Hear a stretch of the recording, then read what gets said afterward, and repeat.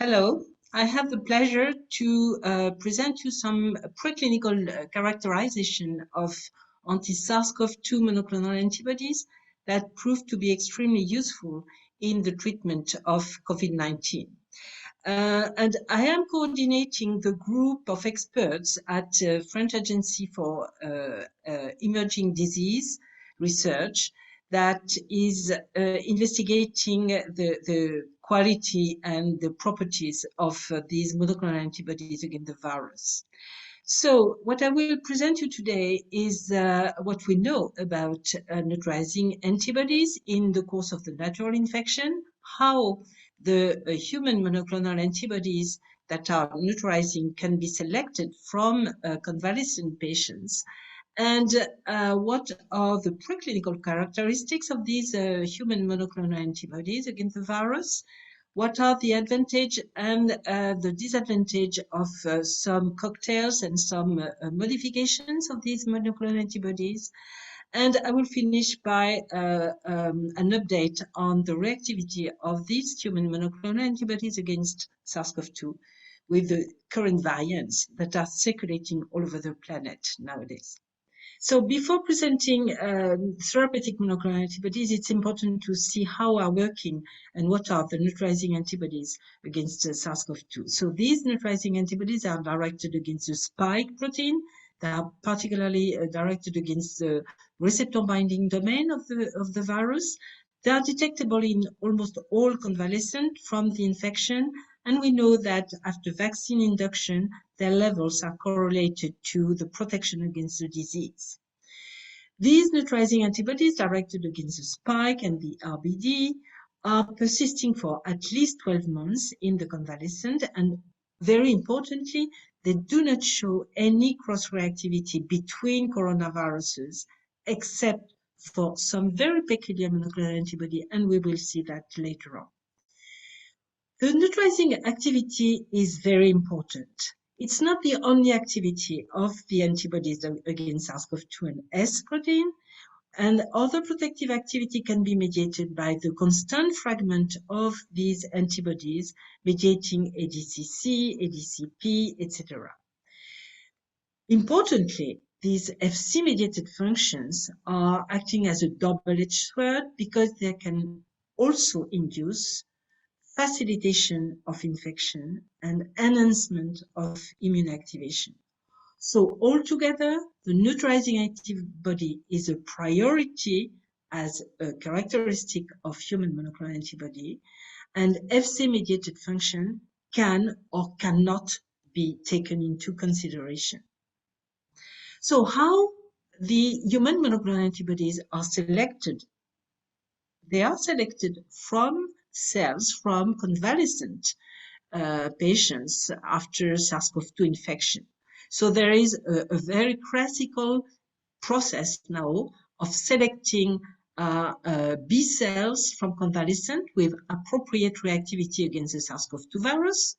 And there is, after that first step, a characterization of the various antibodies that are capable to bind to the SARS-CoV-2.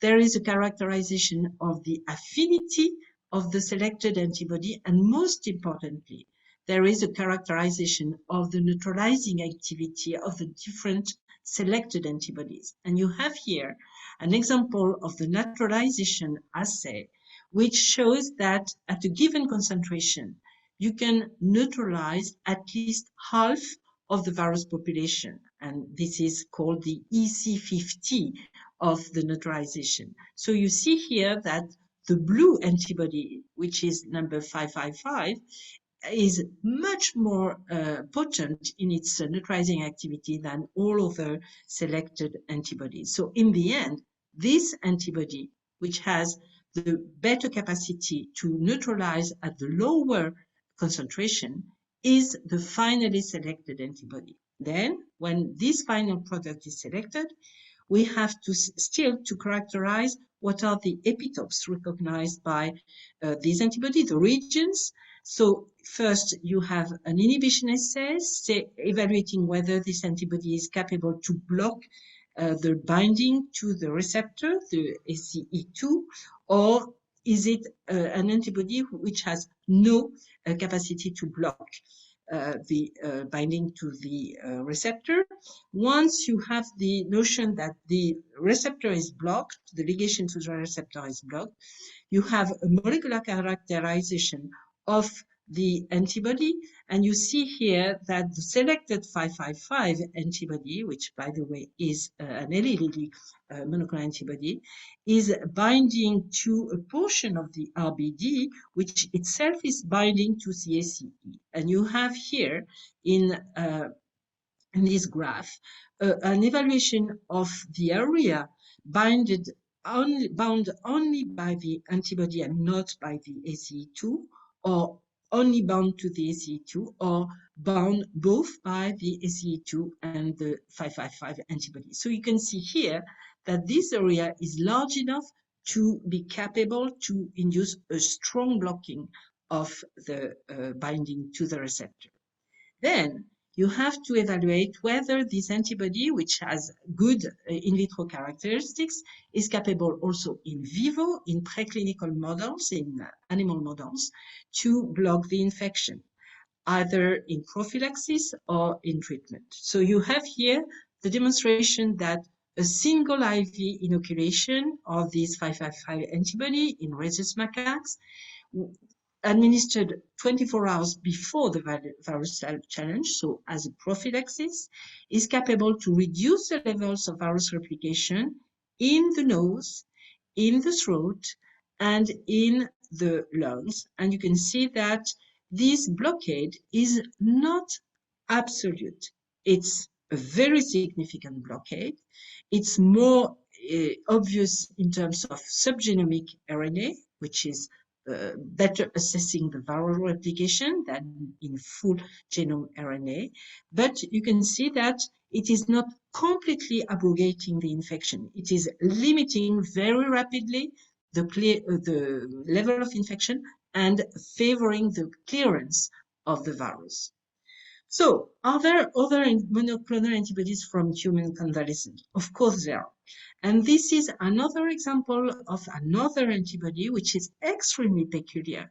It is developed by Vir Bio GSK, and this antibody has a particularity of being selected from a convalescent, not from the SARS-CoV-2, but from the SARS-CoV after the 2003 epidemics.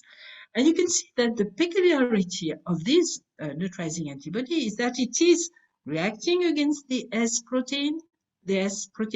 It is reacting roughly against the receptor binding domain, but in fact, it is reacting against an epitope which is located just below the receptor binding domain.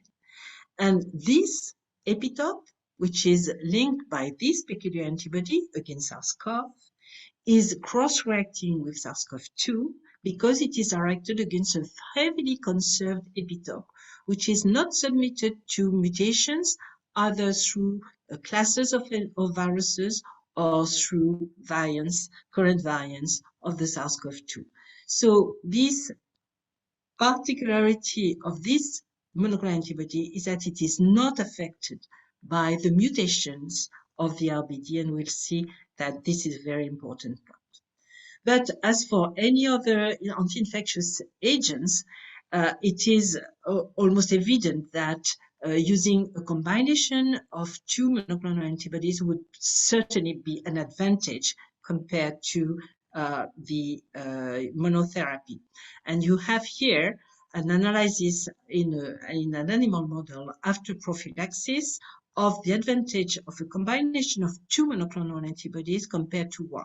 So you have here the virus levels observed in lungs after injection of single antibody, these various three antibody, the effect of a combo at increasing dosage of this combo, and you can see that the highest dosage is capable to abrogate completely the level of infection, and this is the case for the other combination of the two other monoclonals. So there is an advantage of a synergistic combination of antibodies to augment the potency of the antiviral agents. So, going along those lines, what are the current picture about the cocktails of 2 monoclonal antibodies? So the most advanced cocktail is the one from Regeneron, and it is known that the Regeneron cocktail of 2 monoclonal antibodies is composed of 2 non-competing human monoclonal antibodies that are binding to 2 different epitopes of the RBD, and all block the binding of the AC to the ACE2 and induce viral monoclonal antibody complexes that are cleared by the immune system. In preclinical models, and I will show you in a minute the results, it has been shown that both in mouse and in hamsters and in NHP, this cocktail is capable to induce a faster viral clearance during infection and to block infection when administered as a prophylaxis. What is important here, and it will be very important for the clinical applications of these antibodies, is that the antibody has not been modified. Its FC, its constant fragment region, is intact. So it means that it is capable to mediate FC-mediated functions on one side, and it is also meaning that as the FC is intact, the half-life is a common half-life of any antibody, which is about a month. And this is the case for the 2 members of this cocktail. So altogether, this cocktail has 2 advantages: the synergy and the redundancy in the epitope binding in case of virus mutation. So you have here the results of the prophylaxis or the treatment in an NHP model, and the benefits in terms of reduction of virus titers and blocking of the infection in case of prophylaxis, and the very rapid clearance of the virus in terms of treatment, with the prevention of disease compared to what is observed in placebo at a histopathological lung level. There are other cocktails of antibodies, and I will not cite all of the cocktails of antibodies. What is important here is another cocktail which is developed by AstraZeneca, which is also composed of 2 synergistic monoclonal antibodies directed against 2 different epitopes of the RBD.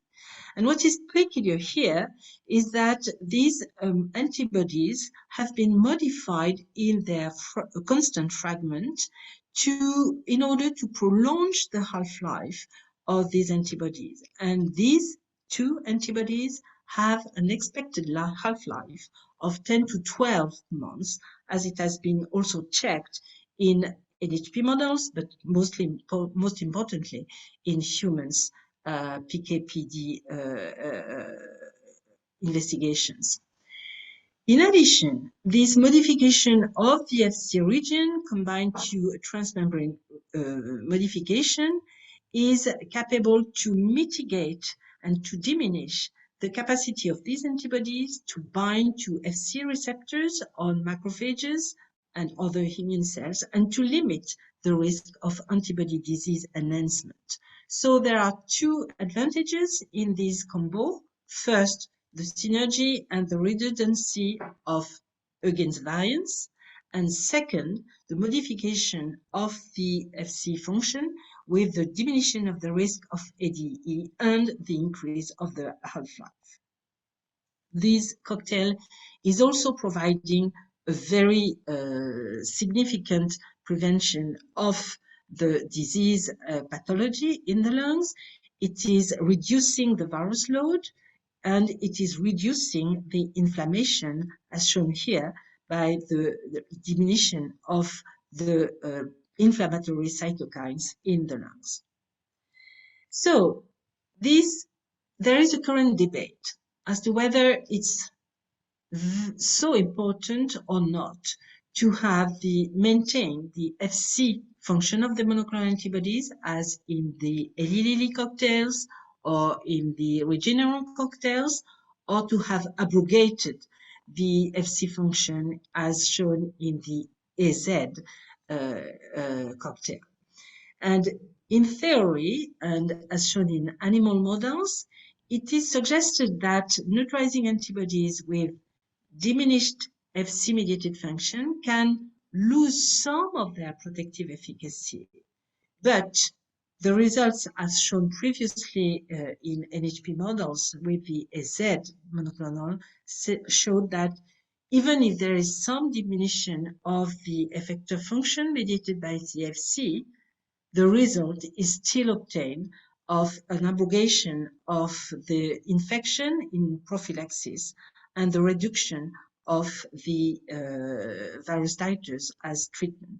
So this might be only a theoretical discussion and debate and not an absolutely clinically relevant debate. The last point I would like to illustrate is the reactivity of these monoclonal antibodies against variants. So you have here a schematic representation of the receptor binding domain. You are very familiar with the mutations of the 484 position, 417 or 501 mutation, and you can see that these mutations are all more or less in the scope of the epitopes of the most common antibodies, Regeneron, one of the Regeneron, and one of the Eli Lilly compound. Does this location of mutations have an impact on the in vitro neutralization activity? The response is yes for some and no for the others. So you can see that the Eli Lilly cocktail is completely losing its reactivity against the South African beta variant, while the AZ compound is maintaining its reactivity. This is true also for the Regeneron cocktail, which is maintaining its reactivity against the beta variant. And interestingly, the GSK Vir antibody, which is a single monotherapy, broadly acting monotherapy, is maintaining also its activity against the beta variant, and all of them have a good reactivity against the alpha variant.